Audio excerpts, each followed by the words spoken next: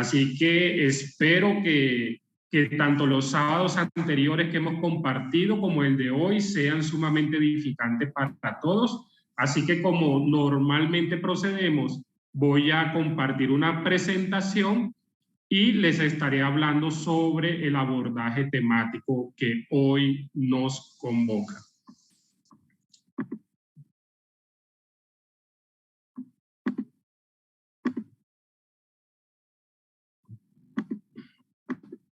Bueno, nuevamente por motivos de verificación, yo les agradezco que me confirmen si efectivamente pueden ver la presentación.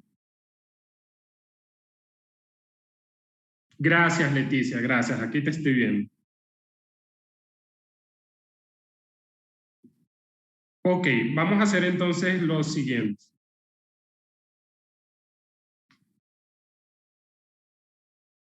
Permíteme, me acomodo aquí un segundito.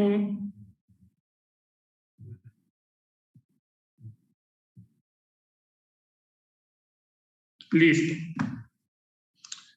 Bueno, estimados participantes, ¿hoy qué vamos a hacer? Vamos a desarrollar dos temáticas. La primera, que es dar un cierre, bueno, lógicamente no va a ser un cierre exhaustivo, no va a ser un cierre pormenorizado, pero yo les había dicho a ustedes el sábado anterior que el objetivo era que yo pudiera compartir con ustedes o aterrizar, mejor dicho, el tema de la introducción a la hipótesis de los documentos con argumentos bíblicos que se usaron para plantear este postulado. Ya vamos a ver de qué se trata. Entonces, vamos esto en primer momento a darle una continuación a la introducción que hemos estado haciendo a la hipótesis de los documentos y luego vamos a estar tocando un tema que está relacionado con la arqueología bíblica y vamos a ver también de qué se trata. Y con el propósito de aprovechar el tiempo, quiero entonces iniciar. Tal como están viendo en pantalla, estimados compañeros, esta va a ser una introducción y un resumen muy corto, así que quiero que me permitan solamente 5 minutos. Esta imagen que ustedes están viendo en pantalla, yo se las he compartido en el curso número 2, en el curso número 3, y básicamente lo que quiero puntualizar es lo siguiente. Tengan presente, estimados participantes, lo que les voy a mencionar. Cuando nosotros hablamos del tema de la formación del texto bíblico, lo que nosotros debemos entender es que esta formación fue todo un proceso y lo que ustedes están viendo de manera gráfica, de manera esquematizada, no pretende agotar cómo se dio a cabo de manera detallada, pero más o menos nos permite sintetizar, nos permite tener unas ideas de cómo fue ese proceso de formación. Tengamos presente que el texto bíblico no ocurrió en un primer momento, sino que estuvo precedido por etapas previas, por etapas anteriores, como los acontecimientos y como una serie de tradiciones escritas y orales que de generación a generación se encargaron de transmitir la información hasta que finalmente se produjo el texto bíblico como nosotros lo tenemos. Esa formación del texto bíblico echó mano de tradiciones orales, de tradiciones escritas, y de tal manera que nosotros podemos decir lo siguiente: los escritos bíblicos son relatos post-evento, es decir, primero ocurrió la experiencia del Éxodo, primero ocurrió la vida de Samuel y después se escribió sobre los sucesos relacionados con el Éxodo, Moisés, Abraham, en fin, con cualquier situación que nosotros queramos hablar de las Escrituras. ¿Qué quiero también mencionar de manera resumida sobre esta imagen que les estoy presentando? Que teniendo en cuenta que el texto bíblico está precedido por los acontecimientos, está precedido por una serie de tradiciones, y también luego sigue una etapa posterior, que es la canonización. En el campo del estudio del Antiguo Testamento, porque estamos hablando de manera concreta del Antiguo Testamento, hay métodos de estudio, voy a decir esa palabra concreta, hay métodos de estudio que se han enfocado en analizar. Voy a pasarlo acá. Han surgido, así como lo dice aquí, diferentes acercamientos. Entonces, miren, hay objetos o hay métodos de estudio que se han enfocado, que se llama el pretexto, es decir, lo que está antes del texto bíblico tal como quedó escrito en su forma final. Eso se llama lo que está detrás del texto. Y hay una serie de métodos que se han encargado de estudiar mucho lo que está detrás del texto. Nuevamente se los voy a mencionar.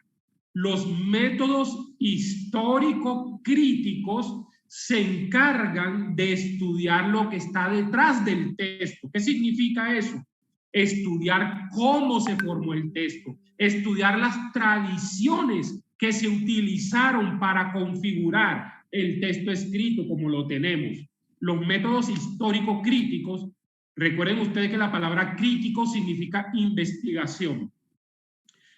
Hay métodos que se encargan de estudiar el texto bíblico tal como lo tenemos ahora, es decir, lo que pasa en el interior del texto. Por ejemplo, en el campo de la semiótica se analiza mucho la estructura que nos ofrece el texto tal como lo tenemos nosotros hoy en día. Y también hay métodos que se encargan de estudiar lo que está delante del texto.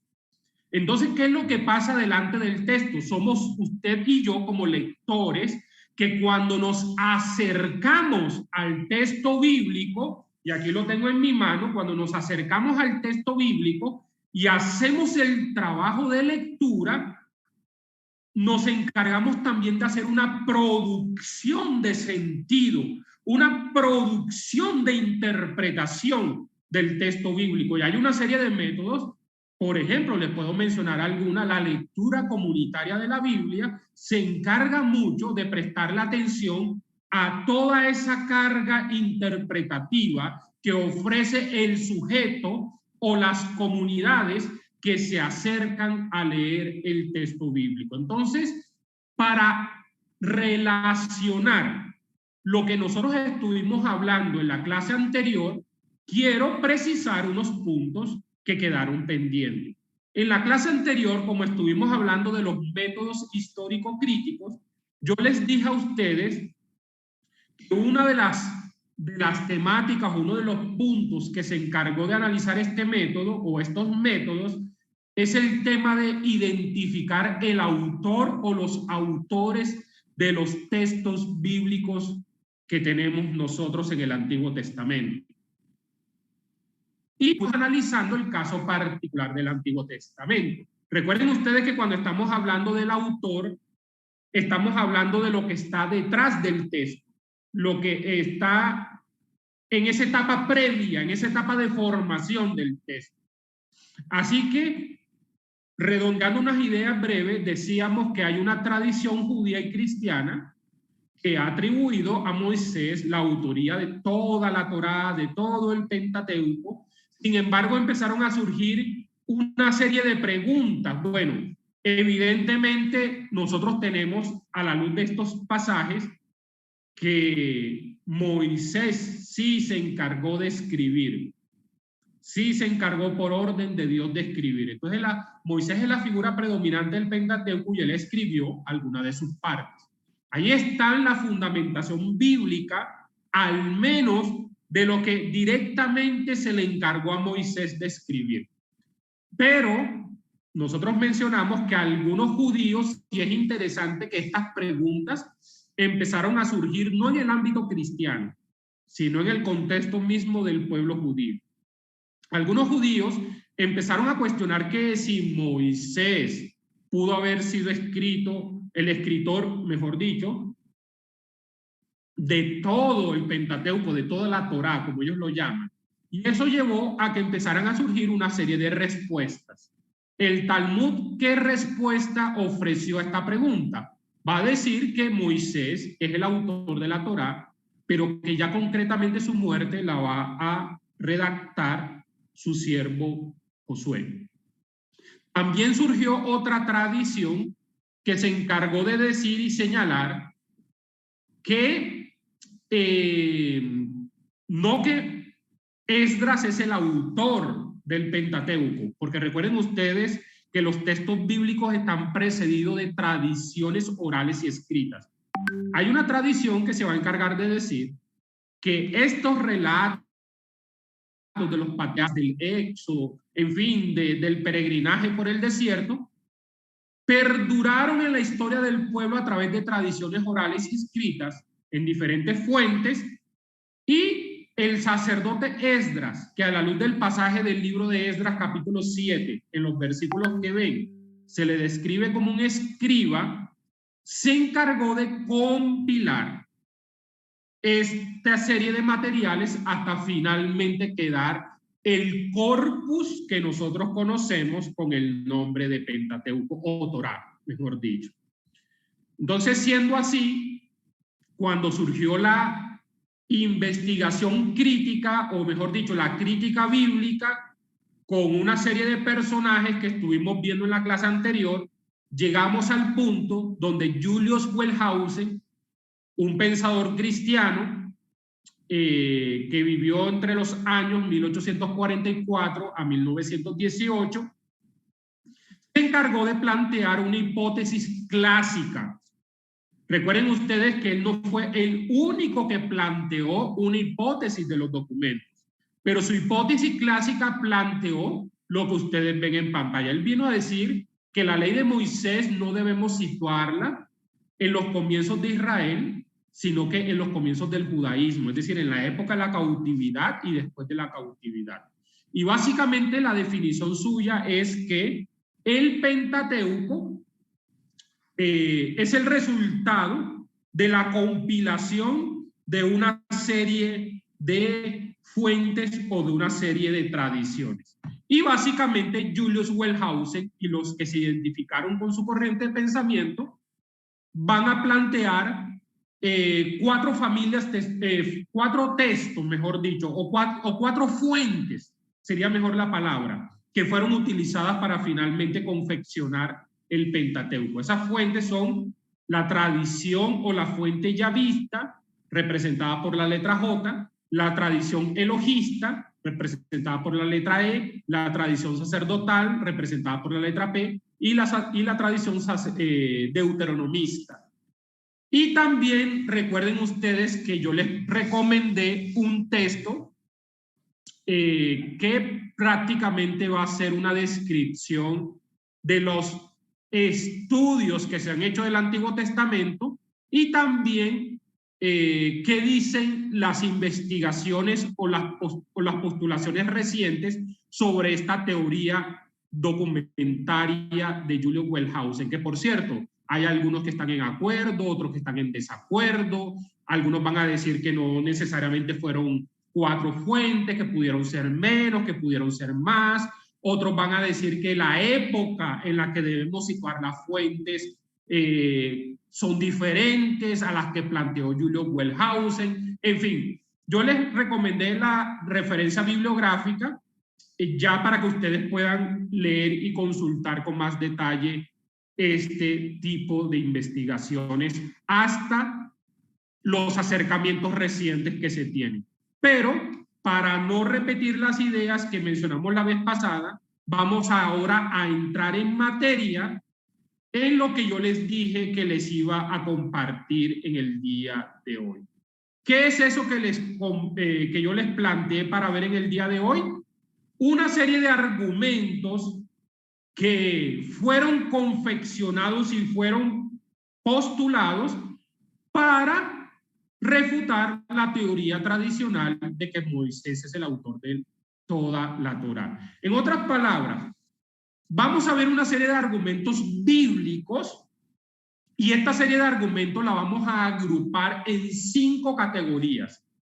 5 categorías las vamos a agrupar y vamos a ver entonces de qué se trata una por una. Entonces comencemos con la primera argumentación que ha sido utilizada para decir que evidentemente en el Pentateuco o en la Torá se pueden identificar una compilación de varias fuentes y que no podemos hablar de un solo autor, escritor de todo este corpus literario, sino que evidentemente encontramos diferentes tradiciones en todos estos 5 libros. ¿Cuál es el primer argumento entonces? Tal como lo ven en pantalla, los que se identifican con este postulado de la compilación de varias fuentes van a decir que en el Pentateuco encontramos diferencias de vocabularios en sus narraciones o en sus relatos. Y aquí quiero puntualizar algo para ser mucho más preciso.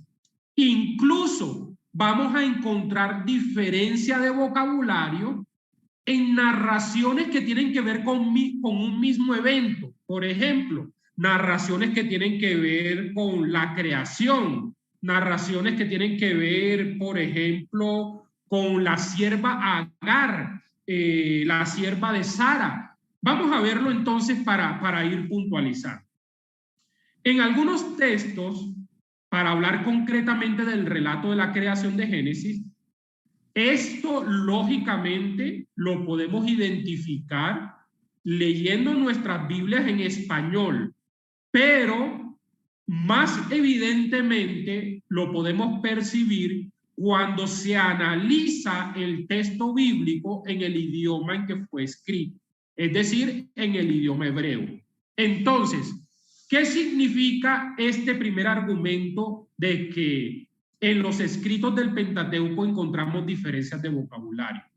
En algunos textos vemos que se da el nombre genérico de Elohim para referirse a Dios, pero en otros se utiliza el nombre particular, Yahvé o Jehová. Vamos ahora a correlacionarlo con la expresión hebrea.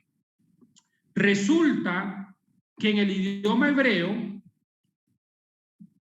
la palabra Elohim es como la están viendo en pantalla, escrito en color naranja. Allí ustedes están viendo la grafía, la manera como en hebreo se escribe la palabra Elohim.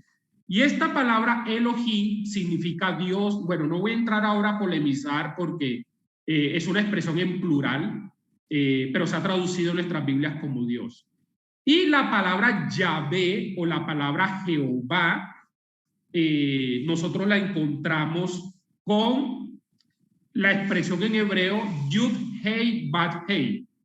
Ahí como la ven en color azul. Entonces, ¿qué pasa? Esta distinción que puede parecer intrascendente fue la que permitió el análisis inicial de las fuentes del Pentateuco.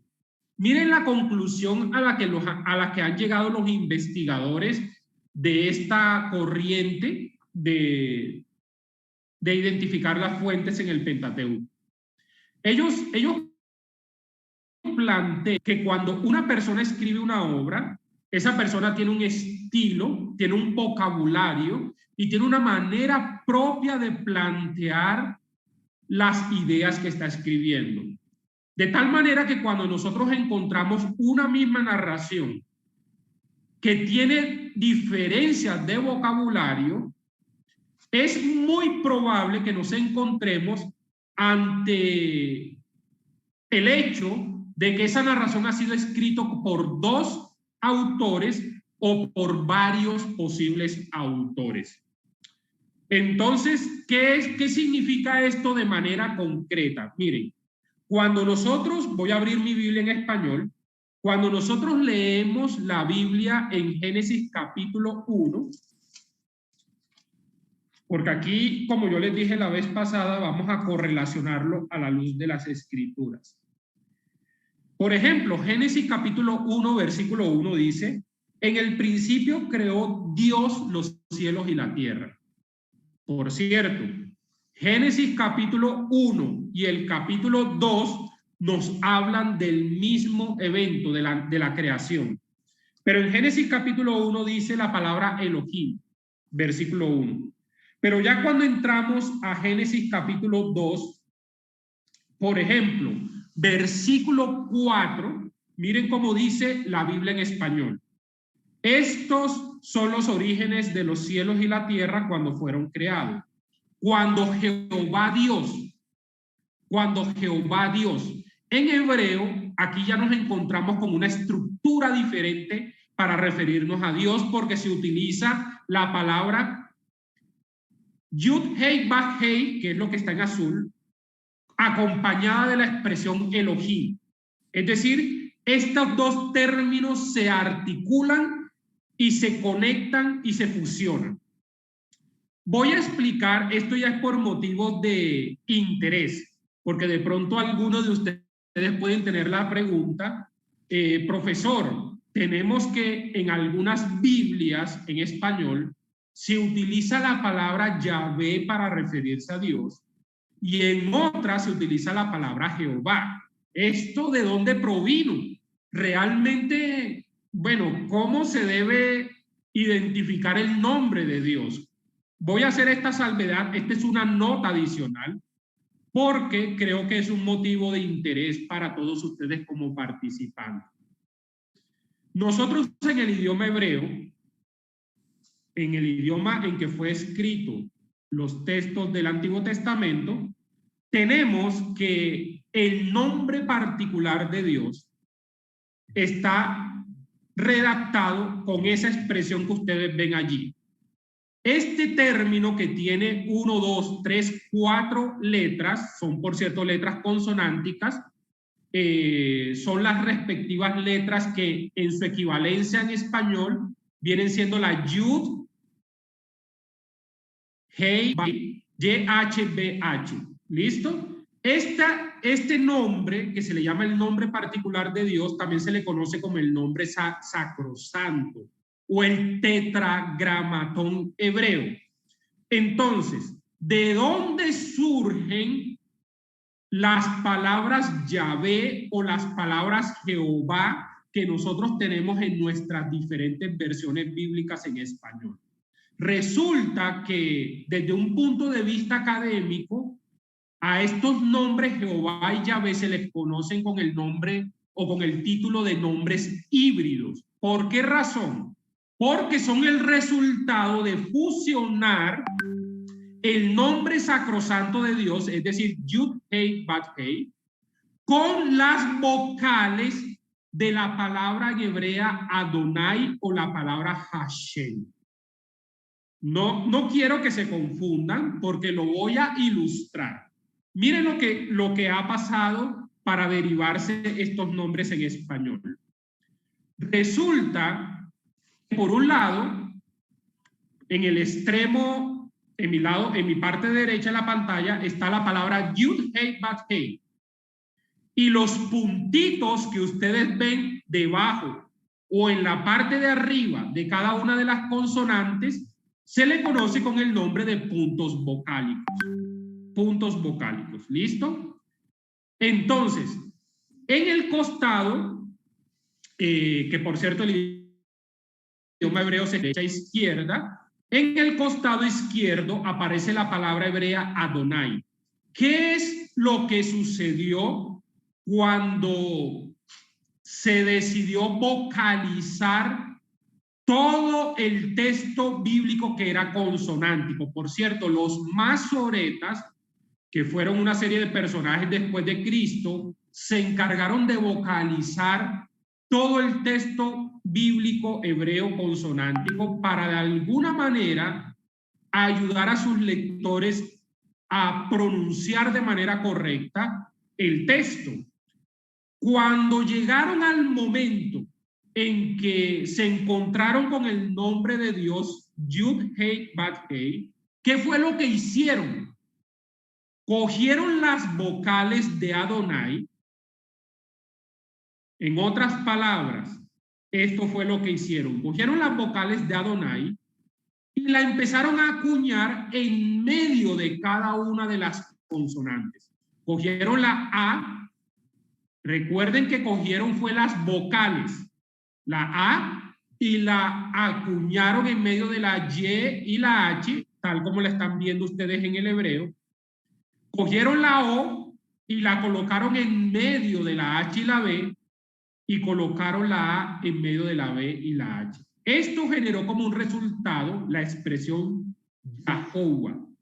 Pero resulta que la A de Adonai se transformó en una E. Eso es una regla gramatical del hebreo para finalmente derivar en la expresión Jehová. Así que, ¿por qué razón algunas Biblias tienen la palabra Jehová? Porque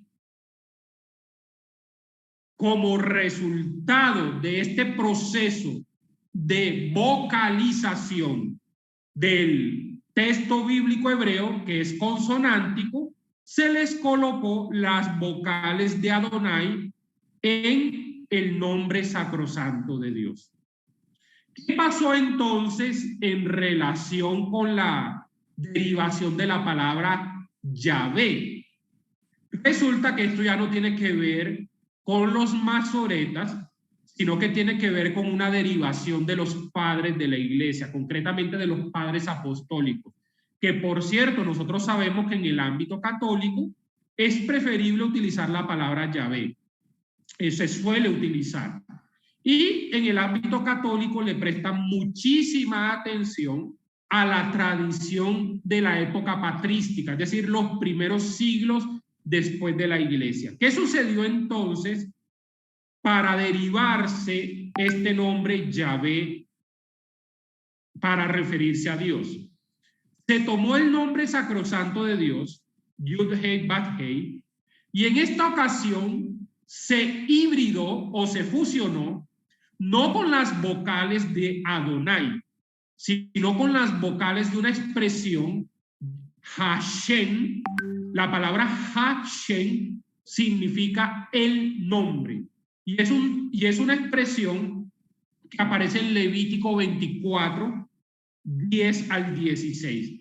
Entonces se cogió la A y se colocó entre las consonantes Y, H, y luego se colocó la E en medio de la B y la H. Eso derivó la palabra Yahvé, y tal como yo les dije, a partir del siglo II después de Cristo, los padres apostólicos llegaron a suponer que Yahvé era la pronunciación del nombre sacrosanto de Dios. Voy a leerles el texto de Levítico 24 para que ustedes puedan ver que aquí en ese pasaje bíblico aparece la expresión Hashem, que por cierto en el campo del judaísmo, algunas corrientes judaicas para referirse a Dios van a decir la palabra Hashem. Bendito sea Hashem para referirse a Dios, porque la palabra Hashem significa el nombre. Miren lo que dice Levítico 24, 10 al 16. En aquel tiempo, este es el pasaje bíblico que está hablando del castigo que sufrió un blasfemo. En aquel tiempo, el hijo de una mujer israelita, pero de padre egipcio, salió entre los israelitas. Cuando el hijo de la israelita y un hombre de Israel riñeron en el campamento, el hijo de la mujer israelita blasfemó y maldijo el nombre. Resulta que aquí ocurrió un caso, y es el siguiente. Como se está utilizando la palabra blasfemar, y dado que en el pueblo judío existe una reverencia muy especial por el nombre de Dios, se decidió no utilizar el nombre sacrosanto Yud-Hei Bat-Hei al lado de la palabra blasfemar. Y en ese sentido se prefirió utilizar el término Hashem, que significa el nombre. Entonces aquí en español dice, y maldijo el nombre. Entonces la palabra el nombre es la expresión en hebrea Hashem. Así que se tomaron las vocales de Hashem y se hizo esta hibridación hasta finalmente llegar a la palabra Yahvé. Yo no quiero que ustedes caigan en angustia porque yo sé que me van a llover preguntas. Finalmente, ¿cuál es el nombre o de qué manera debemos remitirnos a Dios? Mire, no caigamos en la angustia porque en última instancia lo importante es la actitud del corazón con la que nosotros nos acercamos al Señor. La actitud del corazón. Así que solamente quería darles este planteamiento por términos informativos, pero vamos a continuar entonces planteando. Yo les dije a ustedes que en el relato de la creación, entonces, vemos que en Génesis capítulo 1 aparece la palabra Elohim, y en el caso de Génesis capítulo 2 aparece la palabra Jehová o Yahvé Elohim. Y ahí lo están viendo en hebreo. ¿Listo?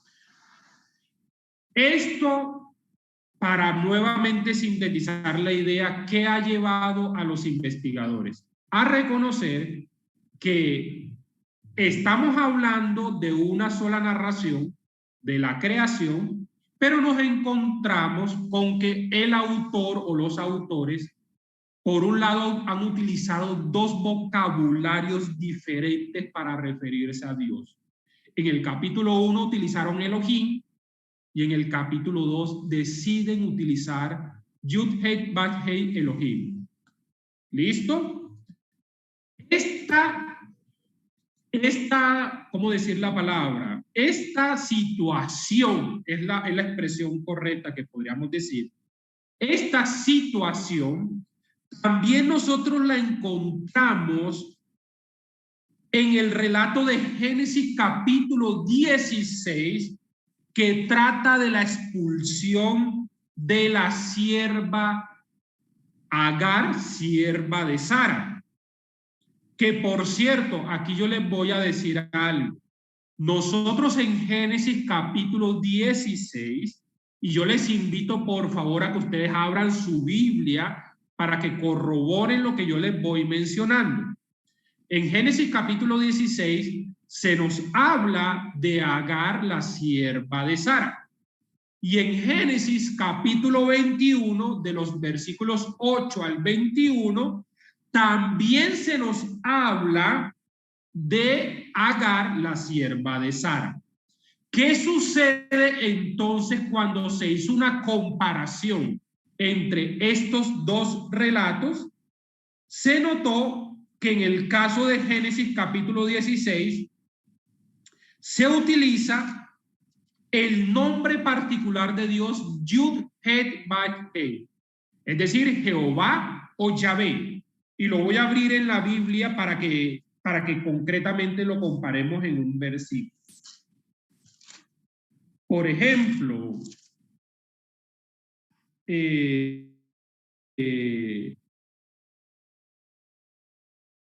dice aquí,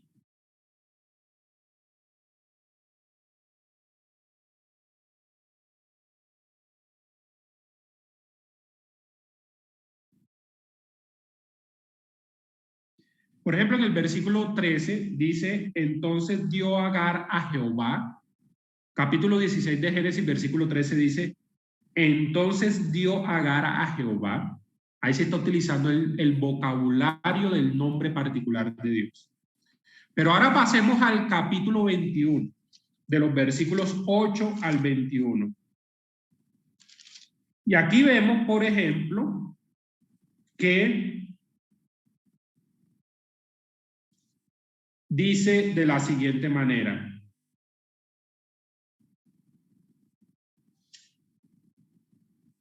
Ya les voy a decir el versículo.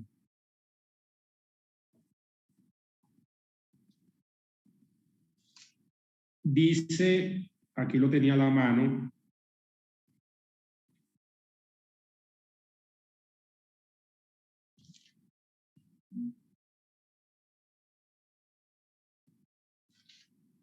...21, para ver concretamente dice... Bueno, miren lo que dice. Hay varios versículos. Por ejemplo, dice el versículo 17, oyó Dios la voz del muchacho. Cuando allí se dice la palabra Dios, no se está utilizando Yud Hei Bad Hei, Jehová, Yahvé, sino que se está utilizando la palabra Elohim. Es decir, la que ustedes ven en la casilla donde también ven en pantalla la palabra Elohim. Versículo 19, entonces Dios, la palabra Elohim. Así que estamos frente a un mismo relato, una tradición que habla de Agar, la sierva de Sara, pero el autor o los posibles autores prefieren, uno, referirse a Dios diciendo Jehová o Yahvé, y otro prefiere diciendo simplemente un título genérico. No el nombre particular de Dios, sino el título genérico Dios, que es Elohim. Vamos entonces para... Yo les invito, por favor, a que ahora miremos otro caso. Y este caso ahora tiene que ver con el nombre que se le ha dado al monte de Dios en el libro de Éxodo, porque ya vimos, por ejemplo, una evidencia bíblica en Génesis, pero ahora vamos a mirar, por ejemplo, en Éxodo, y nos damos cuenta a ver si identificamos algo parecido.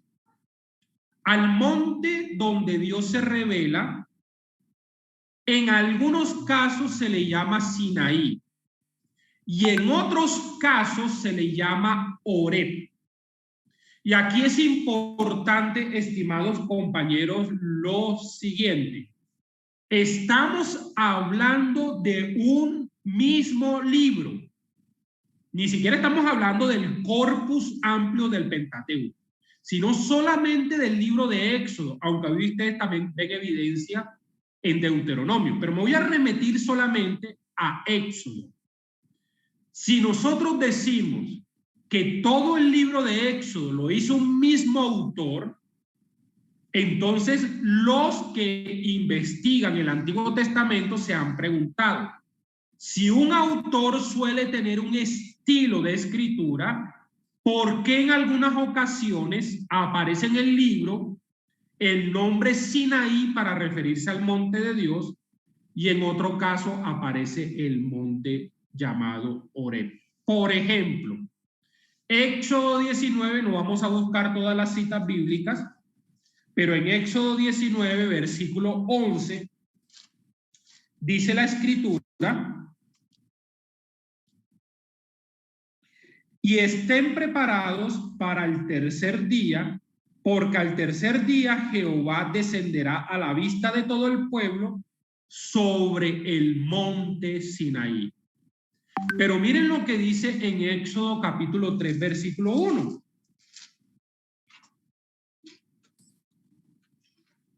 Dice el pasaje bíblico: apacentando Moisés las ovejas de su suegro Jetro, sacerdote de Madián, llevó las ovejas a través del desierto y llegó hasta Horeb. Llegó hasta Horeb. Y allí pueden buscar también en el capítulo 17, versículo 6, capítulo 33, versículo 6, y en Deuteronomio en los capítulos 1, 4, 5, 9, 18 y 29. Que por cierto, en el libro de Deuteronomio aparece 11 veces la palabra Horeb. 11 veces la palabra Horeb. Entonces, siendo así, permítame un segundo aquí, siendo así la situación, ¿qué es lo que quiero puntualizar? Que en la diferencia de vocabularios, miren también lo que pasa en el libro de Éxodo. Al suegro de Moisés, en algunas ocasiones se le llama Reuel y en otras ocasiones se le coloca otro nombre. Por ejemplo, en Éxodo capítulo 2, versículo 18, yo tengo la Biblia abierta y se los voy a ir leyendo. Dice de la siguiente manera, voy a leerlo desde el versículo 16 para que ustedes se contextualicen. El sacerdote de Madián tenía 7 hijas. que fueron a sacar agua para llenar las pilas y dar de beber a las ovejas de su padre. Pero llegaron los pastores y las echaron de allí. Entonces Moisés se levantó, las defendió y dio de beber a sus ovejas. Cuando ellas volvieron junto a su padre Reuel, este les preguntó: ¿por qué habéis venido hoy tan pronto? Y ellas respondieron: un varón egipcio nos libró de manos de los pastores. También nos sacó agua y dio de beber a las ovejas. ¿Qué quiero decir con esto, estimados participantes? Que vemos en Éxodo capítulo 2 que al sacerdote de Madián y al suegro de Moisés se le llama así, Reuel. Pero si usted busca el capítulo 3, versículo 1, si usted busca el capítulo 18, versículo 1, versículo 2, versículo 6 y versículo 12, se le llama de Jetro. Y si usted se remite ya fuera del Pentateuco y va al libro de Jueces, capítulo 4, versículo 11, al sacerdote de Madián y suegro de Moisés se le llama Hobab. Hobab. Entonces aquí surge una pregunta: ¿de dónde surge esta diferencia de vocabulario? Los investigadores del texto del Antiguo Testamento han llegado a la conclusión de que uno de los argumentos para plantear que el Pentateuco es una compilación de varias tradiciones o varias fuentes es esta diferencia de vocabulario. Es decir, que en algunas fuentes al suegro de Moisés se le llamaba Reuel. En otra tradición o en otra fuente se le llamaba Jetro. Y ya fuera del Pentateuco, en otra fuente se le llamaba Hobab. Entonces, ¿qué hicieron los escritores bíblicos? No descartaron ni una ni otra tradición, sino que la combinaron, que hicieron una compilación de esas tradiciones y conservaron los dos nombres que ustedes están viendo en pantalla. Yo quiero, por favor, que aquí me hagan una señal de levantarme la mano si hasta aquí están entendiendo este primer argumento que se está presentando. Gracias. Aquí estoy viendo a Beatriz que me hizo una señal, y aquí estoy viendo a varios: Eduardo, César, Carlos, Jonathan, Bismar. Muchísimas gracias por ese gesto de darme señal, y todos los demás de que me están entendiendo. Pero yo les dije a ustedes que voy a plantear los argumentos en 5 categorías. Así que vamos a ver ahora de qué se trata las siguientes categorías o argumentos. Hay una segunda argumentación que va a decir que nosotros encontramos en una misma narración cortes y discontinuidades. ¿Qué significa eso? Para ponerlos en términos prácticos con ejemplos. Esto significa, y ya voy a ir terminando este primer bloque. Esto significa que en el relato de la creación, por ejemplo, y yo quiero que ustedes se vayan nuevamente a Génesis. Génesis capítulo 1. Porque miren, cuando uno lee el capítulo 1, versículo 1, donde se hace una secuencia de la creación por días, pareciera que uno llega ya miren lo que dice el capítulo 2, versículo 1. Fueron acabados los cielos y la tierra.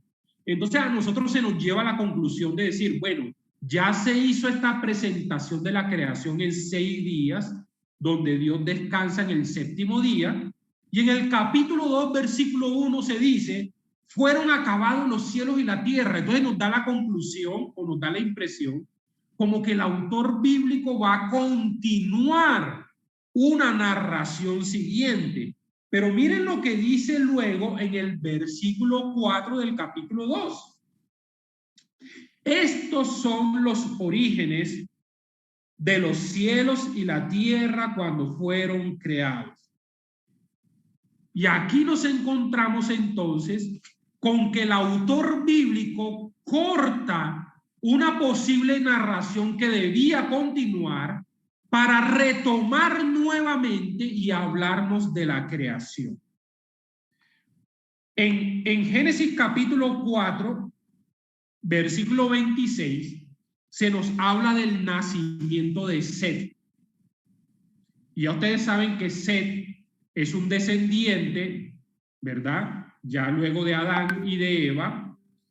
Pero luego cuando vamos al capítulo 5, versículo 1, se nos vuelve a hablar nuevamente de los orígenes de Adán. Entonces aquí ocurre un corte y una discontinuidad.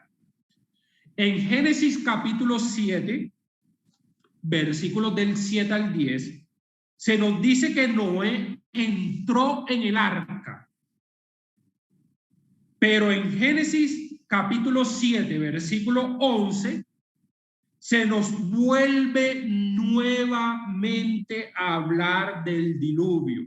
Entonces aquí los investigadores empiezan a decir, si ya en los versículos 7 al 10 del capítulo 7, perdón, se nos habla de Noé que entró en el arca, ¿por qué se vuelve a reanudar? ¿Por qué se vuelve nuevamente a relatar el diluvio? Esto también lo podemos encontrar en otros textos bíblicos, como en Génesis 19:38, donde se da una interrupción para lo que se va a hablar en Génesis capítulo 20 al 1. Bueno, y aquí tengo más ejemplos, pero por cuestión de tiempo no se las voy a mencionar. Hay un tercer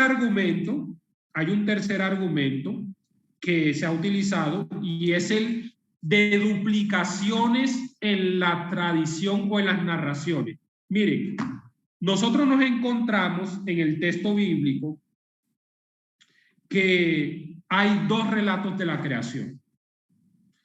Y para esto voy a profundizarlo más adelante.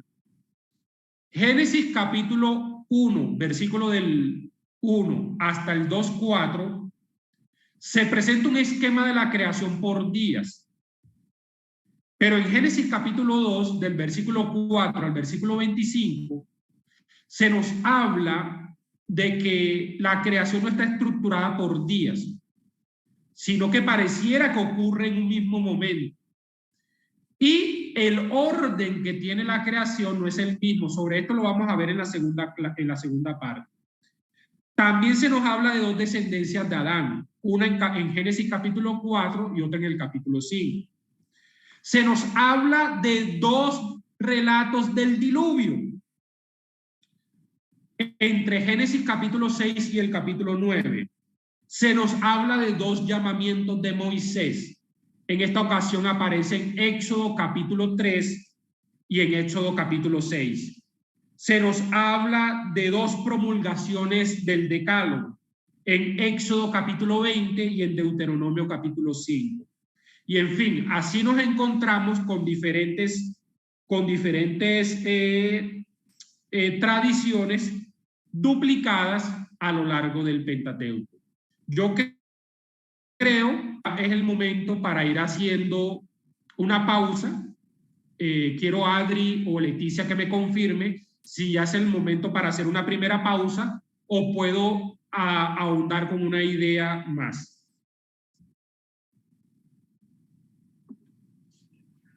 Querido Wences, como tú desees orientar el grupo, estás apenas para preguntas si lo quieres manejar así. Vale, muchísimas gracias. Entonces voy a hacer esta pausa, voy a dejar de compartir pantalla, pero no se me angustien, que vamos a seguir tocando los argumentos y ya empezaron las secciones de preguntas. Tengo varias manos levantadas, Carlos Osea,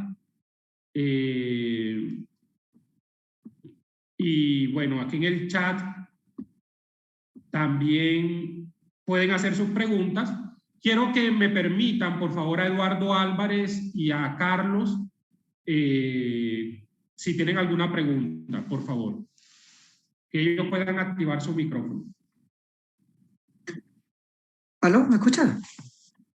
Te escucho, Carlos, sí. Mucho gusto, profesor. Gracias por la excelente exposición que nos da siempre. La verdad es un gusto escucharlo. Comentar nomás que a pesar de todos estos argumentos que usted nos da, es importante saber, a referencia de la otra clase, que quizás quedé con el hecho de hacer alguna pregunta con respecto a la clase, con respecto a lo que dijo, intervino un participante de la clase, un alumno, que en realidad estas clases nos sirven porque nos ayudan en los distintos enfoques a que nosotros podamos ordenarnos de mejor manera y poder tener una visión más clara y más amplia. Así que yo le agradezco eso. Y que a pesar de, yo quería comentar que a pesar de que muchas veces tenemos estas diferencias que hay, para nada se contraponen las ideas de los relatos y todo es muy coherente. Yo creo que eso es necesario por lo mismo, por la cantidad de alumnos, por los diferentes conocimientos que cada uno tiene, que en realidad es complementario y que todas estas ideas que usted nos da nos sirven en realidad para entender en forma más amplia un contexto general, pero que para nada yo creo que influye en nuestra fe o el entendimiento que nosotros tenemos. Así que yo estoy agradecido de eso y gracias porque nos da estas ideas que nos ayudan a responder de mejor manera cuando alguien nos pregunta acerca de esto, porque muchas veces, sobre todo la gente incrédula, muchas veces piensa que hay incoherencia en los relatos bíblicos, y en realidad no hay incoherencia, simplemente son formas de ver y que nos ayudan a ver otras visiones en realidad de los estudios. Así que yo le agradezco eso era mi comentario. En realidad mi mano quedó levantada por la pregunta que usted hizo, no era por una pregunta mía. Vale, Carlos, celebramos esa opinión tuya y también nos alegra mucho que la hayas expresado, y yo sé que también es bueno escuchar también en boca de los participantes que bueno, lo tomamos como una manera de enriquecer y ampliar la visión y entender cómo se puede abordar el texto de diferentes maneras, pero estamos totalmente convencidos todos, incluso lo digo yo como docente, que yo soy una persona creyente en Dios y creyente en la Biblia, y para mí la Biblia es la palabra de Dios, y que ahora entender que posiblemente la Biblia siguió un proceso que no fue caída del cielo, sino que tuvo todo un proceso de formación, para nada cuestiona mi fe, al contrario me permite ver e identificar que Dios está en medio de esos procesos. Y Dios acompañó al pueblo de Israel y a sus sabios y a sus escribas. Y sin lugar a duda, cuando leo la Biblia, la leo identificando la palabra de Dios en ella. Así que gracias. En el caso de Eduardo dice excelentes aportes acerca de la hipótesis documentaria para fines académicos, sigue siendo valioso. Listo. Le había dado la palabra a un compañero, Eduardo Álvarez, Claudio Postov también, Víctor, que son los que veo aquí en pantalla, ¿no? Pero sé que seguramente hay muchísimos más.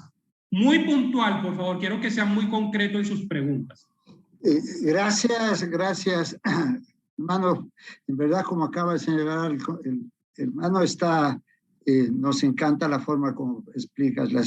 Respecto a los dos relatos del Génesis 1 y 2, ya casi contestaste diciendo que vas a ampliar en la segunda parte, porque yo he escuchado debates, sobre todo en el sector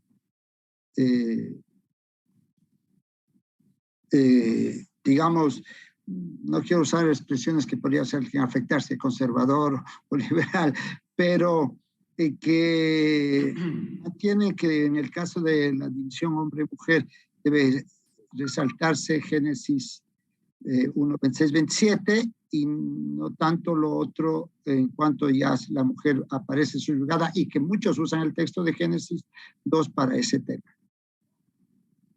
Así es. Permíteme entonces, Eduardo, que en la segunda parte nos vamos a detener allí. ¿Listo? Gracias. Vale, una pregunta más. Quiero dar lugar Claudio, Víctor y Anita, pero planteen, voy a escuchar las preguntas de ustedes así rápido, porque ya vamos a retomar la segunda parte.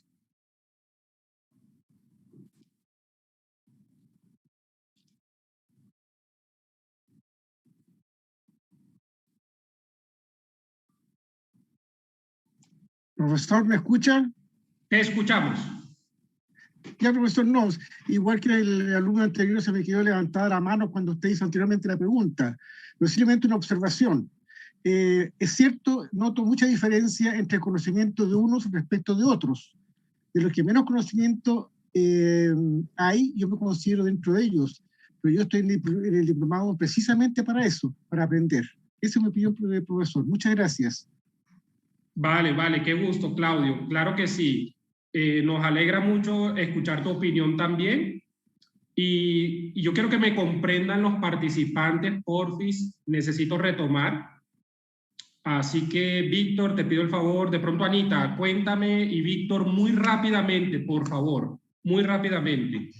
¿Cuál es la pregunta que tienen?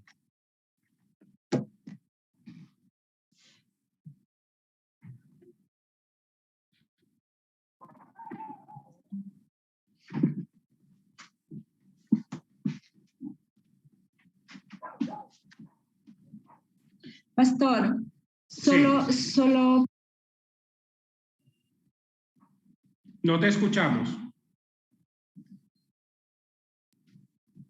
¿Ahora? Ahora sí. Ya. Si bien es cierto, Dios guía la historia del pueblo, así como de nosotros, la Biblia es una unidad y no tiene cuestionamientos en sí. Si bien es cierto, todo lo que estamos aprendiendo, estas hipótesis,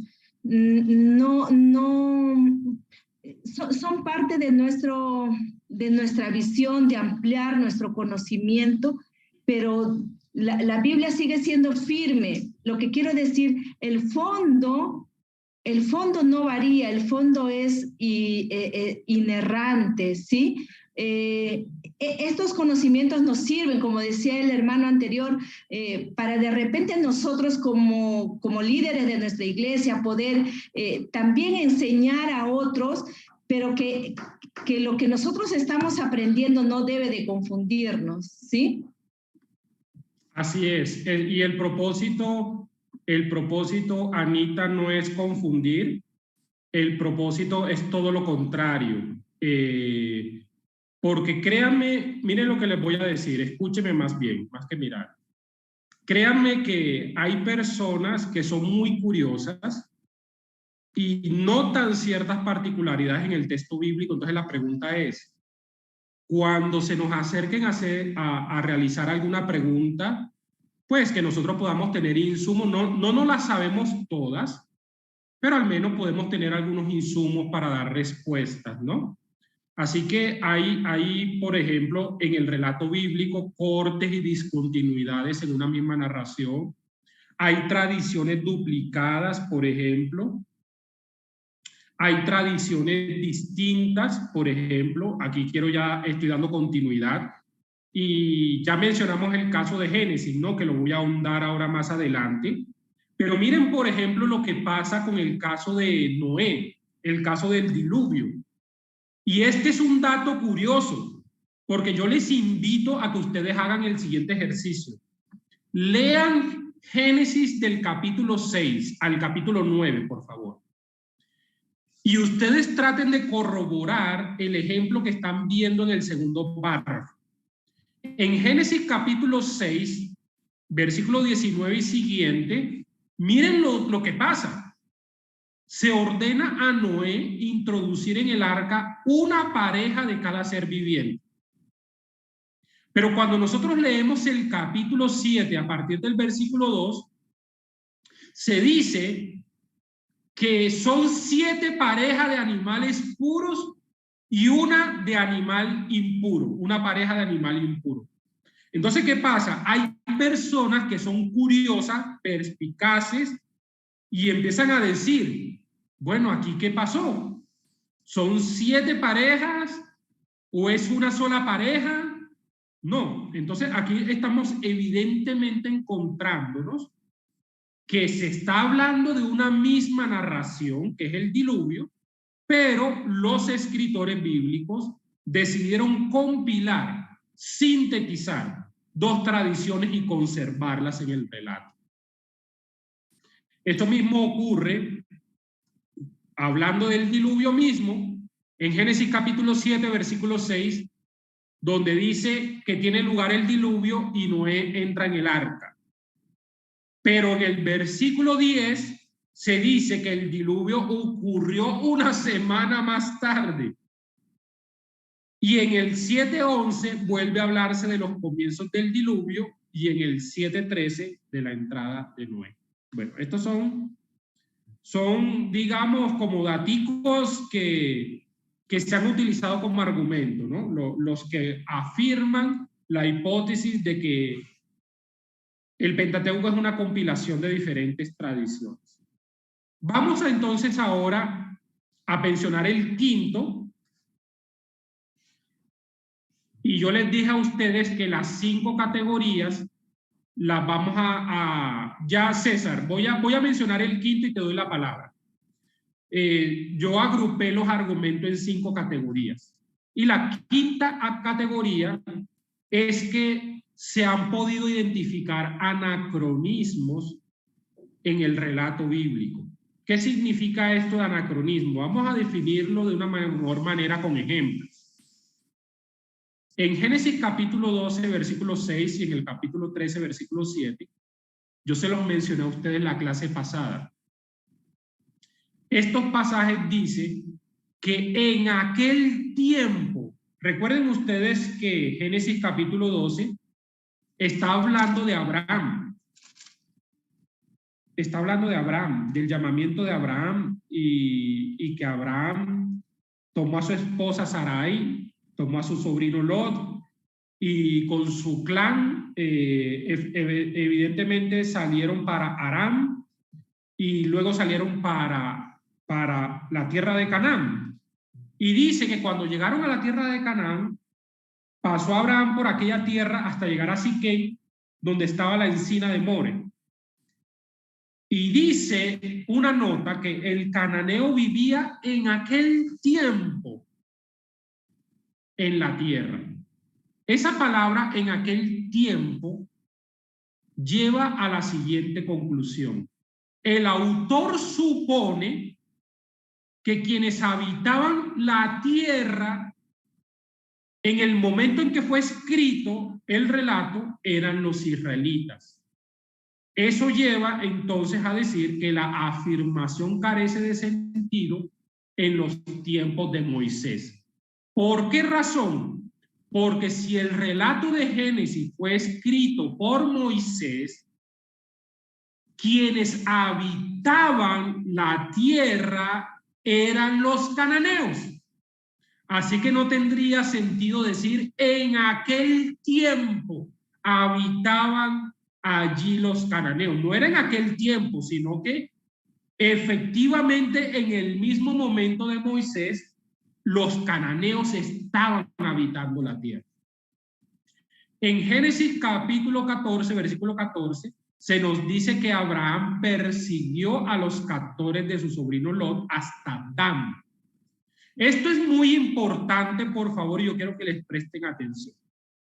De acuerdo con Josué, capítulo 19, versículo 47, y Jueces, capítulo 18, versículo 29, a ese lugar se le llamó Dan, fue después de la conquista.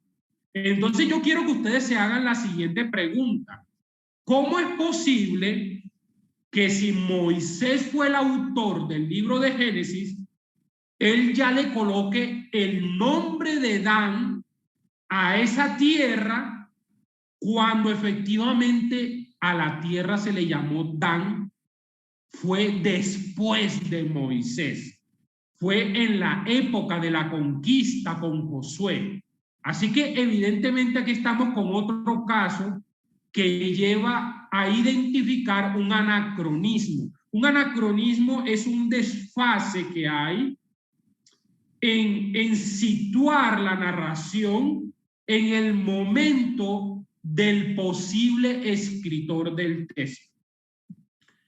Así que aquí también vemos el caso de Génesis 21:34 y los demás textos que están viendo, donde se menciona a los filisteos. Miren, ya en el libro de Génesis se menciona a los filisteos que ocupaban el territorio, pero lo cierto es que los filisteos se ubicaron en la parte suroccidental después de Moisés. No fue antes de Moisés, no fue en el tiempo de Moisés, fue después de la muerte de Moisés que los filisteos llegaron a ocupar la tierra de Canaán, concretamente la parte suroccidental. Así que los investigadores han llevado a pensar cómo es posible que si Moisés escribió Génesis y escribió Éxodo, mencione, por ejemplo, en el 21:34, que lo voy a leer, dice de la siguiente manera: habitó Abraham muchos días en la tierra de los filisteos. O sea, ¿cómo Abraham va a habitar en la tierra de los filisteos si esa tierra de los filisteos llegó a configurarse así? Fue después. ¿Listo? Y bueno, ahí están viendo el otro argumento, Éxodo 15:34, 15:17, perdón, no el 34, llamado Cántico de Moisés, que se hace referencia al monte de tu heredad, lugar de tu morada, que es una clara referencia al monte de Sión, donde Salomón construyó el templo. César, veo que tienes tu mano levantada. Quiero hacer algo atípico, quiero dar lugar a tu intervención en medio de la exposición para escucharte qué nos quieres comentar.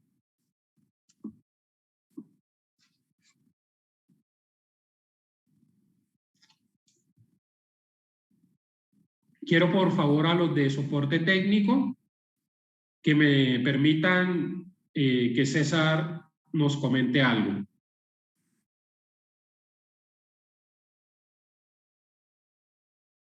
César Salazar.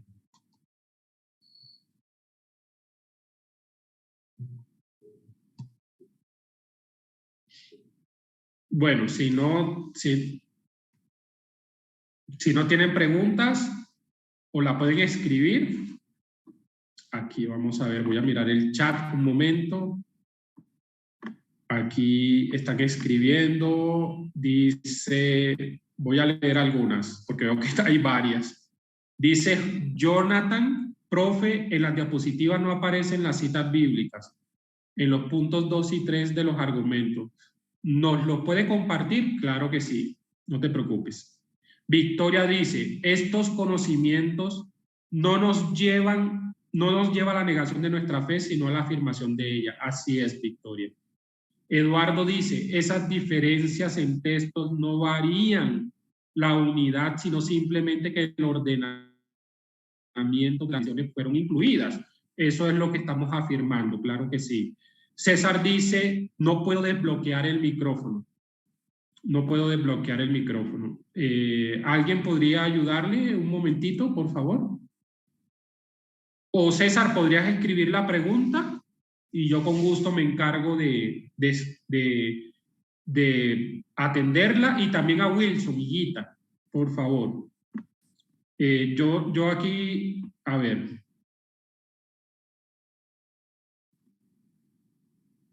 Vamos a ver. César dice, ¿qué tanto influyeron las traducciones, ya que son textos demasiado antiguos? Bueno, ¿influyeron en qué? Aquí la pregunta, quiero ser preciso, ¿influyeron en qué? Bueno, yo estoy haciendo una argumentación y no solamente me estoy remitiendo a las traducciones en español. Estas argumentaciones también están identificadas en el estudio del texto escrito en sus idiomas originales. Así que en el hebreo Por ejemplo, cuando hablé del argumento número 1 de la diferencia de vocabulario, es evidente, es evidente. Así que no es una argumentación basada en simplemente las traducciones que tenemos en español. Liliana dice, a mí me muestra que quizás la recopilación del todo el texto se hizo en el tiempo que ya Adán tenía una tierra.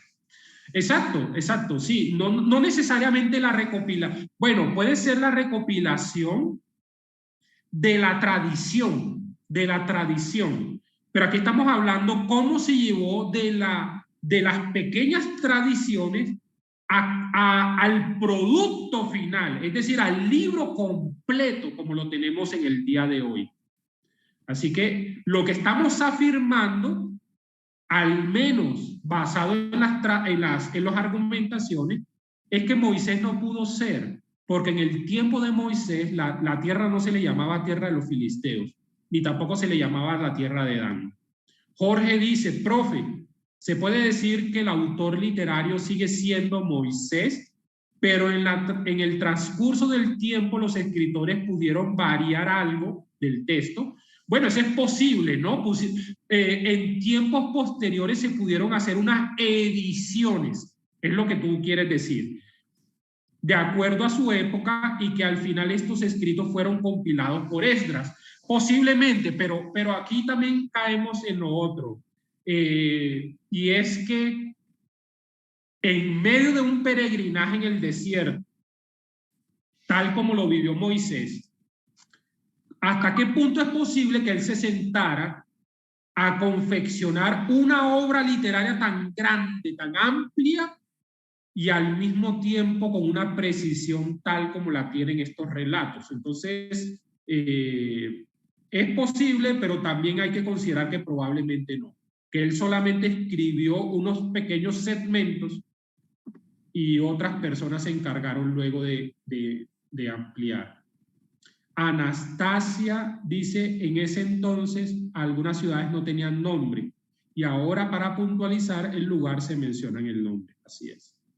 Ok, entonces vamos a continuar. Aquí me tomé la molestia de leer algunas de sus preguntas y comentarios, pero vamos a continuar.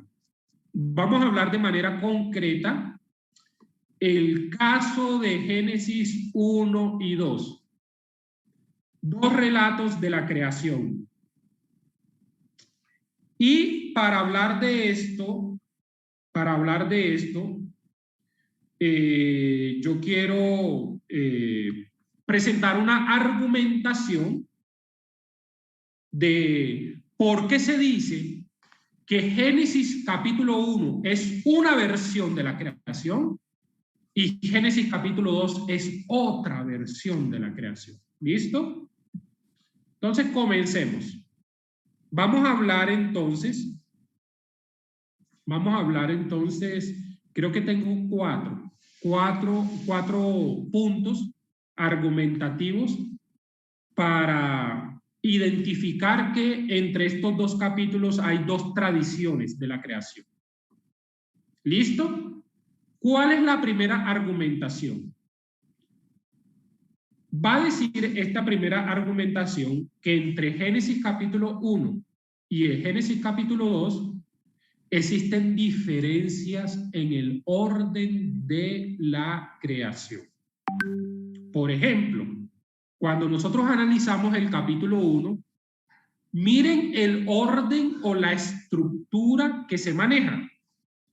Se sigue que se creó los vegetales, se dio la creación de los peces, de los pájaros, de los animales terrestres, y como culmen de la creación se dio la creación de la humanidad. Perdonen que repita la palabra. La creación de la humanidad, que por cierto, hombre y mujer se identifican creados simultáneamente, y eso lo voy a puntualizar ahora. Y en Génesis capítulo 2 encontramos este orden, y yo quiero invitar por favor a los participantes que luego de este estudio ustedes por favor se tomen algún momento en sus casas y lean con detenimiento los dos capítulos de Génesis, el 1 y el 2, y hagan este comparativo para ver si es cierto esto que estamos mencionando. Si Génesis capítulo 1 presenta una estructura de creación por días, donde primero se crea el reino vegetal, luego el reino animal y luego la humanidad, miren lo que pasa en el 2 a partir del versículo 4 en adelante. Primero se crea a Adán. Primero se crea al varón. Voy a decir la palabra Adán, que por cierto en el capítulo 2, Adán adquiere un sentido no de la humanidad en general, sino solamente del varón. Luego se crea el huerto del Edén. Y Dios pone al varón en el huerto del Edén para que lo cuide. Luego se crean los animales. Y como resultado de no haberse encontrado ayuda idónea para el varón en medio de los animales, se somete a un sueño profundo a Adán y de allí se deriva a su compañera Eva. Voy a invitarles a que miremos Génesis, por favor. Génesis 1:27. Génesis 1:27. Dice, voy a leerlo desde el versículo 26. Voy a leerlo desde el versículo 26. Entonces dijo Dios, hagamos al hombre a nuestra imagen, conforme a nuestra semejanza, y tenga potestad sobre los peces del mar, sobre las aves de los cielos y las bestias, sobre toda la tierra y sobre todo animal que se arrastra sobre la tierra. Y el versículo 27 dice, y creó Dios al hombre a su imagen, a imagen de Dios lo creó. Y miren lo que dice en el mismo versículo, varón y hembra los creó. Varón y hembra los creó. Quiere decir que en el relato o en la versión o en la tradición del capítulo 1, no se menciona que Dios creó al varón en una parte, en un momento, y más adelante se describe a la creación de la mujer en otro momento. No, en el mismo versículo se presenta al varón y a la mujer creados de manera simultánea. Pero en el capítulo 2 no ocurre así, y ustedes lo saben muy bien. Primero se crea al varón y después de haber creado el huerto, de haber creado los animales y de haber creado a los pájaros, se crea finalmente a la mujer. Vamos entonces al segundo argumento que ha llevado a pensar a algunos o a muchos que entre Génesis capítulo 1 y capítulo 2 hay dos tradiciones de la creación. Es el medio que se relata o se presenta para Dios hacer el acto creativo. ¿Qué ocurre en Génesis capítulo 1? Dios emplea su palabra para crear. Dios emplea su palabra para crear. Basta que Él dé una orden para crear. Así que vemos a Dios obrando de esta manera. Es decir, a través de su dabar.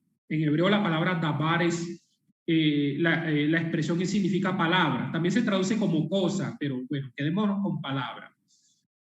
Y por cierto, vemos aquí también una diferencia de vocabulario, ¿saben? Porque cuando se utiliza la palabra crear, en hebreo aparece la expresión bará. Bereshit va a decir Génesis capítulo 1, versículo 1. Bereshit bará Elohim. Bereshit bará Elohim. Pero en Génesis capítulo 2 no se utiliza la palabra bará, se utiliza la palabra yatzar en hebreo. Y la palabra yatzar significa formar.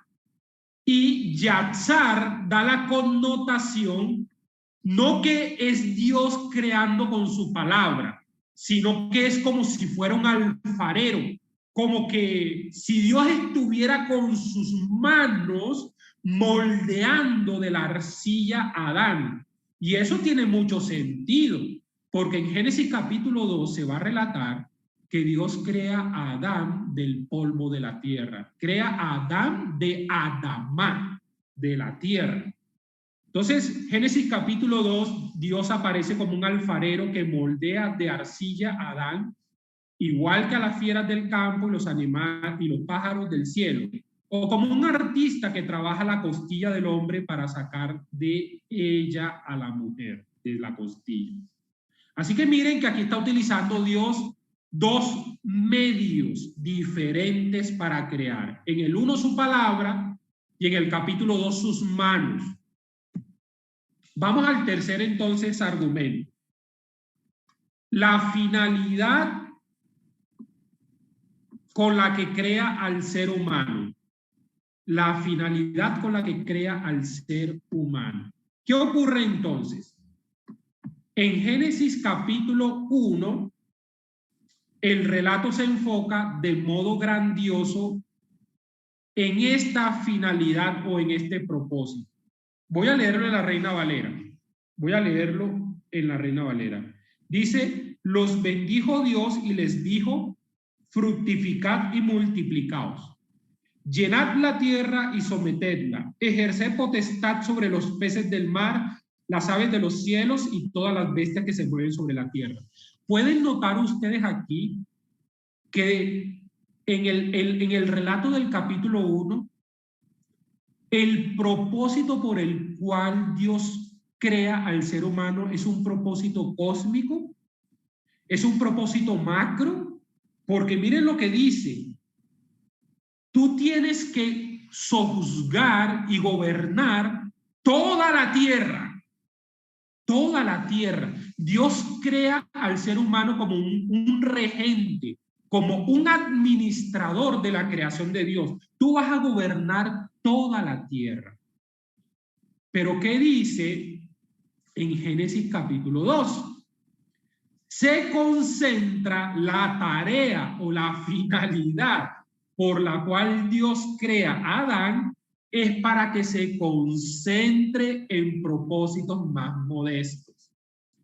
El propósito es cuidar, guardar el jardín del Edén, plantado por Dios. Y eso aparece en Génesis capítulo 2, versículo 15, donde dice, tomó pues Jehová Dios al hombre y lo puso en el huerto del Edén para que lo labrara y lo cuidara. Entonces, en el capítulo 2, su finalidad es mucho más modesta, vas a cuidar el jardín del Edén, pero en el capítulo 1 es mucho más amplia. Es toda la creación, es todo el mundo. Y tú lo vas a gobernar y vas a enseñorearte sobre los peces y sobre todo. ¿Listo? Vamos entonces a una cuarta, y eso tiene que ver con lo que uno de los participantes me estaba mencionando. Un cuarto argumento que ha llevado a identificar que efectivamente el capítulo 1 es una tradición de la creación y el capítulo 2 es otra tradición, que se compilaron en Génesis y se conservaron las dos. ¿Qué pasa en Génesis capítulo 1? Los dos, hombre y mujer, son creados al mismo tiempo y ambos aparecen como reflejo de la imagen de Dios. Los dos. Pueden buscarlo en el versículo 27, por favor. Ya lo leí, pero lo vamos a mirar nuevamente ahora. En cambio, ¿qué pasa en el capítulo 2? Como en el capítulo 2 se está hablando mucho, al menos así lo dice en el versículo 24, se habla mucho del tema del matrimonio, porque el versículo 24 del capítulo 2 va a decir, por tanto dejará el hombre a su padre y a su madre, se unirá a su mujer y serán los dos una sola carne. Entonces, ¿qué es lo que plantea el relato del capítulo 2? va a plantear que el hombre es creado primero y la mujer es creada después. Entonces va a decir, esta búsqueda de un ser con el poder de identificarse explica el orden tan distinto en que Génesis 2 presenta la creación. Ni el trabajo en el jardín, ni los otros seres animados llenan plenamente la existencia de Adán. La aparición final de Eva supone el punto culminante y la solución a este problema. Así que, estimados participantes, estimados compañeros, estos son argumentos. Voy a terminar este bloque porque quiero dar una intervención aquí a que preguntemos, ¿no? A que tengamos un momento de preguntas y de respuestas diciendo lo siguiente. Cuando uno mira el texto bíblico en el idioma hebreo, que por cierto, en estos espacios aprovechamos también para decir que hay un curso de hebreo que se está ofreciendo, no tanto para que ustedes se vuelvan unos especialistas en hablar el idioma, sino que nos ayuden para tener herramientas para hacer una exégesis y para analizar ciertos datos del texto bíblico. En el texto bíblico, en el idioma hebreo, aparece la palabra Adán. Y ustedes están viendo allí la grafía, la manera como se escribe en el idioma hebreo. Recuerden que el idioma hebreo se escribe de derecha a izquierda, así que las letras que ustedes están viendo en pantalla son la letra Aleph, la letra Dalet y la letra Men Sofit, de derecha a izquierda. Lo que ven resaltado como en verdecito. El nombre Adán en Génesis capítulo 2 es utilizado para referirse al varón. Miren lo que voy a decir, al varón. Porque, ya lo vimos en la diapositiva anterior, la mujer fue creada después. La palabra Adán es utilizada porque el varón es creado de Adamá. Y la palabra hebreo Adamá es algo así como lo que ocurre, miren, en muchas de nuestras tradiciones amerindias, ¿no? Como en muchas de las tradiciones de los pueblos originarios, que van a destacar y van a decir que el ser humano, el Homo sapiens, bueno, se utiliza esa palabra para decir que el Homo viene de la palabra homus, en este caso es el latín, pero en muchas de nuestras tradiciones de los pueblos de América Latina se dice que el hombre fue derivado de la tierra, ¿no? Entonces, esa correlación de dónde fue creado, de qué materia prima fue creado el hombre, es algo así lo que se utiliza en Génesis capítulo 2, y por esa razón se le da el nombre de Adán. En el primer relato de la creación, que dentro de esta teoría de los documentos se le da el relato se le da el nombre de la fuente sacerdotal, se usa la expresión Adán de manera genérica. Cuando en el relato de Génesis se dice la palabra Adán, no se está refiriendo a varón, se está refiriendo a la humanidad, a la especie humana en general.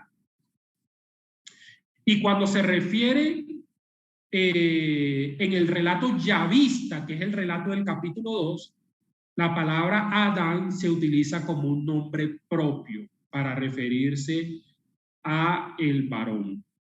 Y yo de aquí quiero derivar, ya para terminar, una enseñanza muy bonita, estimados participantes, una enseñanza muy bonita que con esto quiero ir cerrando.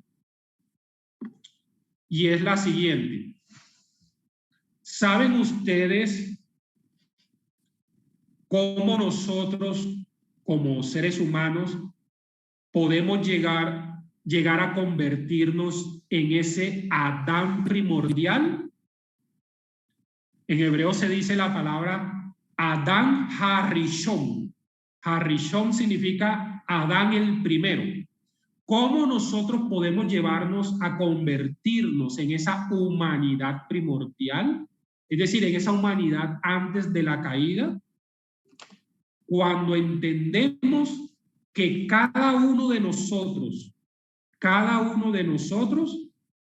en realidad hacemos parte de ese proyecto Adán de humanidad en sentido global.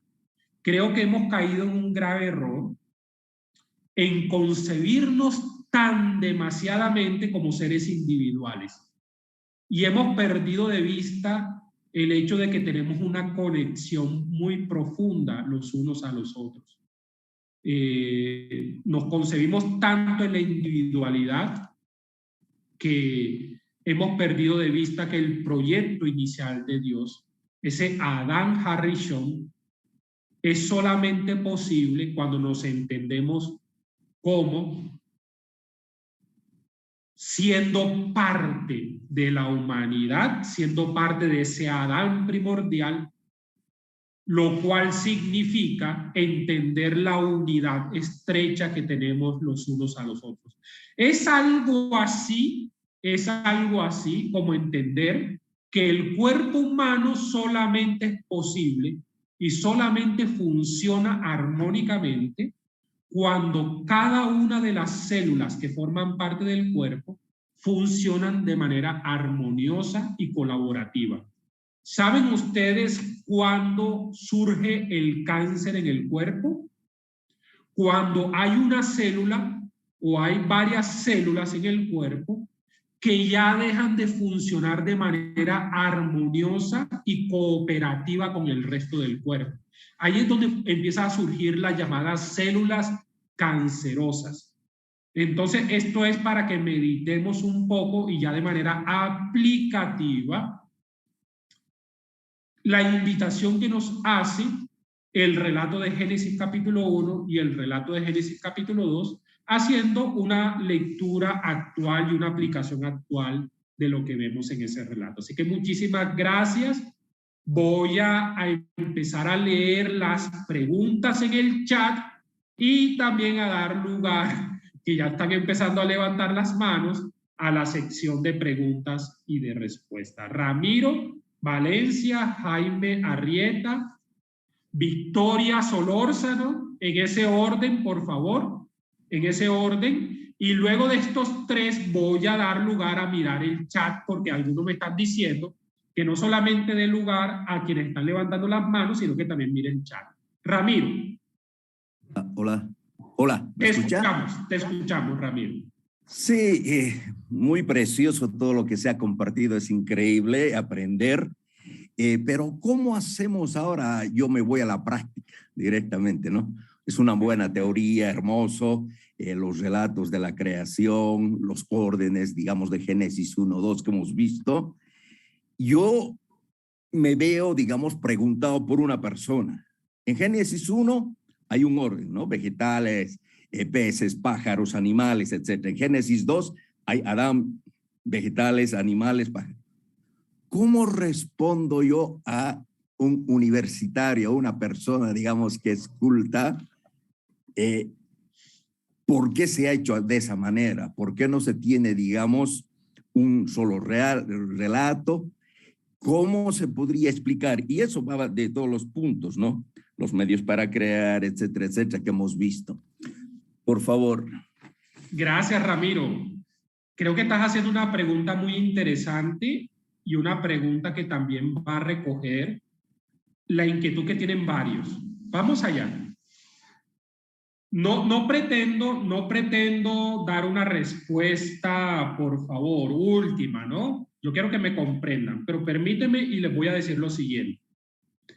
Algo que nos puede ayudar a nosotros a sentirnos tranquilos y también ofrecer respuestas satisfactorias a otros es entender la naturaleza del texto bíblico. Y en primer lugar, nosotros tenemos que decir que los relatos de la Biblia no son relatos científicos en un sentido estricto de la palabra.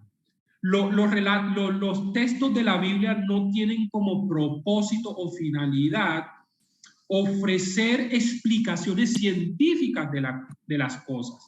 Por esa razón yo les dije a ustedes en la primera clase que los textos bíblicos son textos de fe y para la fe. ¿Qué significa eso?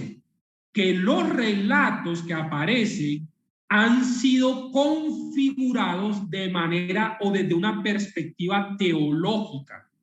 Es decir, para ofrecer una finalidad o una respuesta religiosa, llamémoslo así, o una respuesta teológica. Entonces, ¿qué es lo que quiere presentar, por ejemplo, Génesis capítulo 1? Génesis capítulo 1 quiere presentar lo siguiente. ¿Por qué estructura la creación en días y culmina con la creación de la especie humana? Porque quiere presentar a la especie humana como la corona de la creación, llamémoslo así. Y quiere presentarlo como aquellos que... Bueno, hay una tradición en el judaísmo que va a decir, como un análisis de Génesis capítulo 1, que algo así como, te lo voy a decir, Ramiro, de esta manera. Toma tú la imagen de una cebolla, y tú te das cuenta que una cebolla tiene diferentes capas, ¿verdad? Entonces, ¿qué pasa? La capa más grande de la cebolla está englobando las capas más pequeñas que está dentro. Entonces, ¿por qué razón la especie humana fue creada finalmente? Porque dentro de esta imagen o ilustración de la cebolla, la especie humana engloba todos los reinos que fueron creados anteriormente. Y por esa razón, la especie humana se le encomienda la tarea de sojuzgar y gobernar sobre todo lo creado. Entonces mira que aquí podemos sacar una serie de enseñanzas y lecciones muy bonitas, muy interesantes, muy prácticas para el lector moderno. Así que no nos quedemos con una idea de que tenemos que dar una respuesta científica, porque la Biblia no fue escrita con esa perspectiva. Fue escrita de una manera teológica para dar respuestas de fe para una comunidad creyente.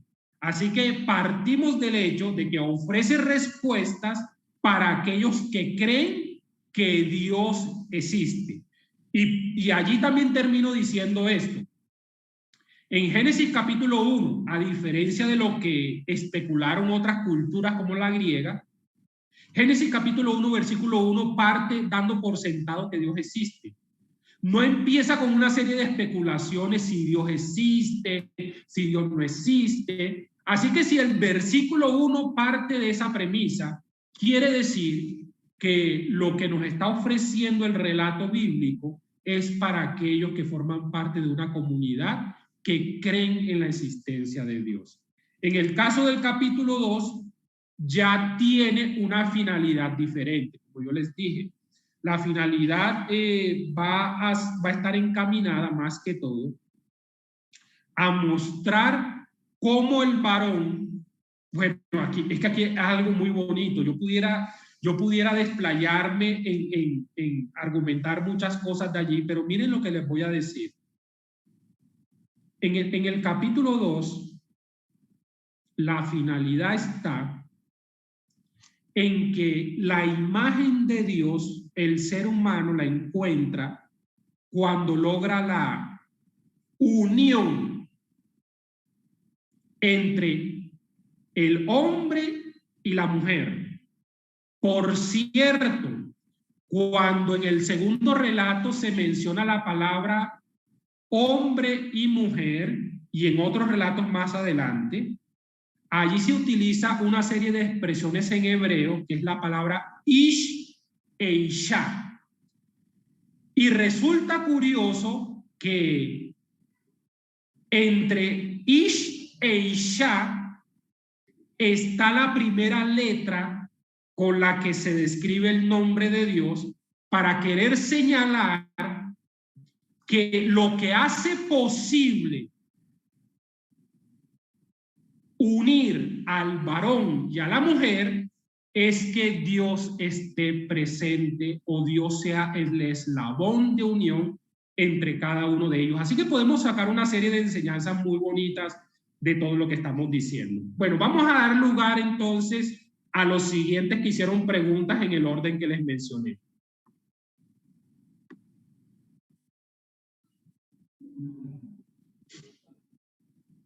Giovanni, profesor, un saludo. Muchas gracias por... Sí, Giovanni, un saludo. Claro que sí, me acuerdo de ti, Giovanni. Fuiste compañero mío en estudio. Un abrazo fraterno para ti, Giovanni. Hammer, te escucho. Muchas gracias por estas clases. Han enriquecido, me inquietan a seguir investigando y a tener a ser receptivo y a investigar más, porque estoy conociendo muchas cosas que no sabía. Mi pregunta es referente a lo final que hablaste de Adán. Sí. Cuando nosotros cuidamos el medio ambiente, cuando nosotros ayudamos a los necesitados, nos estamos pareciendo a ese Adán. Perdón, nuevamente, te escucho, perdón. Cuando nosotros cuidamos el medio ambiente, tenemos cuidado con las aguas, no reforestamos árboles. Te hablo porque yo vivo en el campo. Sí, señor. Cuando ayudamos al necesitado, nosotros nos estamos pareciendo entonces a ese Adán primitivo. A Adán Harrison, claro que sí. Voy a decir más que al Adán primitivo, voy a decir voy a decir esta expresión, al proyecto inicial que Dios tuvo al crearnos. Claro que sí. ¿Sabes por qué? Porque si nosotros fuimos creados de la tierra, lo que le hacemos a la tierra, nos lo estamos haciendo a nosotros mismos. De tal manera que voy a decir esta palabra que Juan José Tamayo llegó a decir en uno de sus libros: si no hay salvación para el uno, tampoco habrá salvación para el otro. Es decir, si no nos preocupamos por cuando hablo aquí de salvación me refiero a preservación. Si no nos preocupamos por la preservación de la tierra, entonces ¿cómo nos vamos a salvar? ¿Cómo vamos a garantizar la existencia? Una especie que depende de la atmósfera de este planeta, que depende del oxígeno de este planeta, depende del agua de este planeta, y que nosotros hasta ahora no tenemos unas evidencias empíricas al menos de que podemos sobrevivir en otro planeta, al menos sin mascarillas de oxígeno ni nada de esas cosas. Así que al menos hasta ahora podemos decir de que esta es nuestra tierra, este es nuestra casa, nuestro oikos. Es totalmente coherente lo que dices, así que la invitación, y no solamente Hammer podría decir eso para responder a tu pregunta, sino también esto. Miren lo que dice la encomienda que dice Génesis 1:27. Dios dijo: fructificaos y multiplicaos, gobiernen la tierra y sométanla. La palabra que se utiliza en hebreo no implica un sometimiento despótico, como un tirano que somete la tierra y la explota. No, la palabra en hebreo que se utiliza da la connotación como alguien que gobierna, y miren lo que voy a decir, como que replica la administración que Dios haría de su creación, tal como si Él la estuviera haciendo en persona. Así que si nosotros maltratamos toda la creación, y no solamente indicando la naturaleza, sino también a nuestro prójimo, estamos cumpliendo mal la tarea que Dios nos dio. Porque Dios nos dio la tarea de que nosotros debemos ser administradores. Así que tenemos esa tarea de ser buenos mayordomos de lo que Dios puso en nuestras manos. Victoria, veo que Victoria tenés allí también, porfa.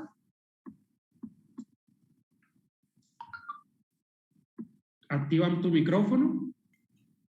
Ya, maestro, tengo una duda que no solo la tengo ahora que he tenido la oportunidad y estoy entendiendo más esto, del momento en que dice varón y hembra los creó y luego cae en el sueño y crea a la mujer. Ahí tengo como un desfase de tiempo.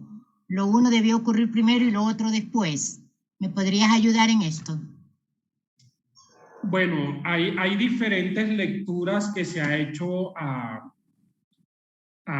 cómo entender Génesis capítulo 1 y capítulo 2.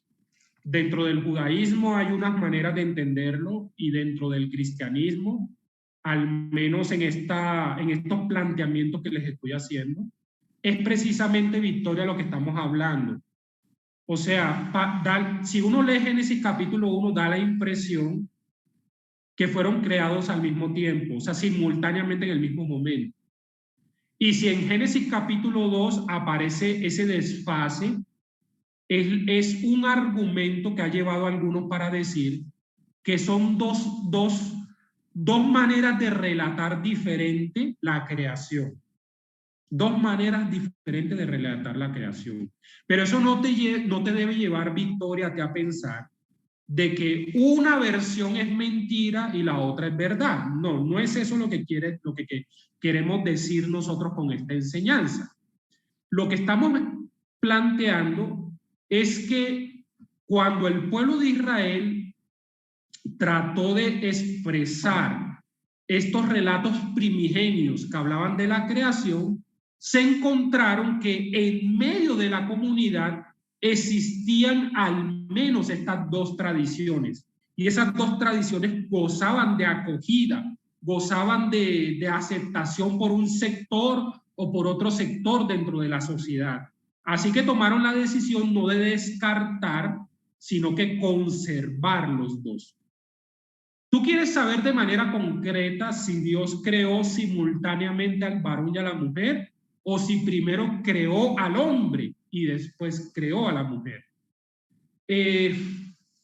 No hay una manera científica de responder a ese hecho. No hay una manera científica. Lo que aquí quiere decir el texto bíblico, y por eso se lo mencioné en una de las respuestas anteriores que di, es dos cosas quiero mencionar. En primer lugar, que si indistintamente, si fue creado primero el varón y después la mujer, indistintamente, nosotros siempre debemos llevar al reconocimiento de que el varón y la mujer poseen la misma dignidad como seres humanos. ¿Por qué razón? Porque en el caso de Génesis capítulo 1 va a decir que a imagen de Dios los creó, varón y hembra los creó. Quiere decir que los dos reflejan la imagen y semejanza de Dios. Pero en el relato del capítulo 2 lo que va a decir es que, voy a decir algo muy poderoso, por favor, y yo quiero que ustedes tomen nota de lo que les voy a decir. Una de las maneras en que a Dios se le define en el Antiguo Testamento, precisamente en el libro de Deuteronomio, es que Dios es uno. Dios es uno. Eso forma parte de una declaración de fe del pueblo de Israel. Deuteronomio capítulo 6, versículo 5 va a decir: Shema Israel, Adonai Eloheinu, Adonai Echad. Escucha Israel, el Señor nuestro Dios, el Señor uno es, uno es. Y voy a repetir la palabra, uno es. ¿Saben ustedes qué quiere decir Génesis capítulo 2? Que solamente el ser humano es uno como Dios cuando es capaz de articular y unificar lo masculino y lo femenino en la unión matrimonial.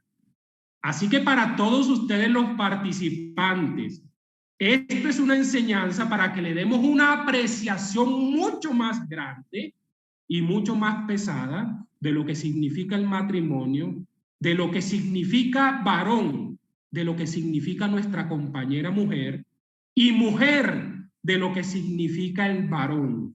Porque nosotros estamos hoy en día siendo bombardeados por unas corrientes ideológicas que están queriendo fragmentar y separar y distanciar al varón y a la mujer.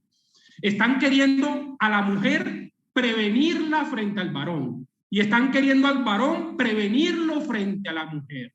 Pero el proyecto de Dios, ¿cuál es? Como Dios es uno, por esa razón va a decir Génesis capítulo 2, versículo 24.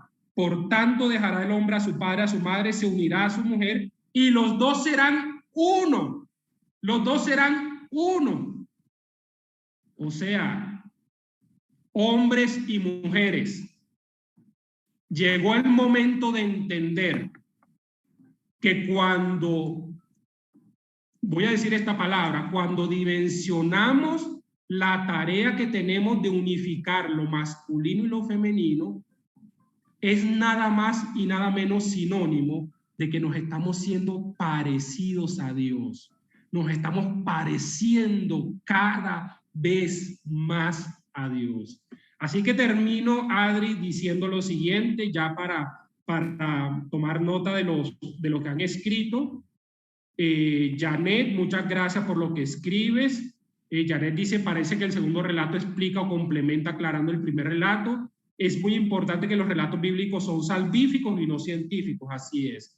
Eduardo dice, buena respuesta, hermano, a la inquietud del hermano Ramiro. Bueno, Ismael tiene aquí preguntas, pero gracias a todos, por favor, por sus comentarios, por sus preguntas. Recuerden que tenemos la herramienta del campus bíblico y yo quiero expresarles un abrazo fraterno a todos ustedes. Muchísimas gracias por escucharme. De verdad, Adriana, muchísimas gracias. Leticia, muchísimas gracias. Le doy la palabra a Leticia y a Adriana y me despido de esa manera, extendiéndoles un abrazo fraterno.